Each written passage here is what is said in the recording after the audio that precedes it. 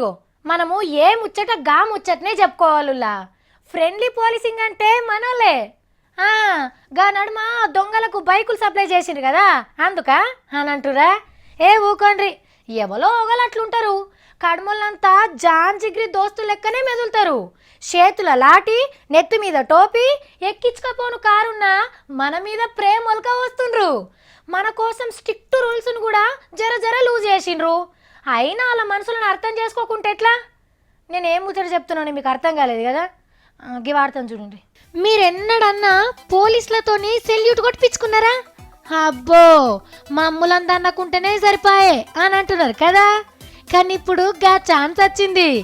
ఏం లేదులా, మీరు నెత్తికి హెల్మెట్ పెట్టుకొని బండి నడిపిస్తే చాలు, మీ ముంగట్కొచ్చి సెల్యూట్ కొట్టి పోతారు.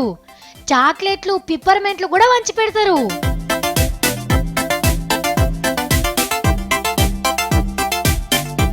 సెల్యూటు, పిప్పర్మెంట్లు వద్దనుకునేటోళ్లను సైడుకు తీసుకుపోయి చేపుకు తూట్లు పెడతారు. నెత్తికి షిప్ప లేకున్నా, మనిషికి లైసెన్స్ లేకున్నా జుర్మానా వేస్తుండ్రు. గీ 3 రోజులల్లనే 15,000 మంది ఒట్టిగానే దొరికిపోయినరట. జైలుకు కూడా పంపే రూల్స్ ఉన్నాయి కానీ ఇంకో 5-6 రోజులు ఛాన్స్ ఇచ్చి అటెంక దొరికినోళ్లను దొరికినట్టు చక్కగా జైలుకే తీసుకుపోతారట. రోడ్ల మీద ట్రాఫిక్ పోలీసుల పనితనం చూసినాక ఆర్టీఏ ఆఫీసుల మీద పడ్డారు జనం. కాలు పెట్ట సందు లేదు, హౌస్ఫుల్ అని బోర్డు పెట్టాల్సిన పరిస్థితి. ఇక అటు హెల్మెట్ దుకాణంలో పంట వండింది పొండ్రి.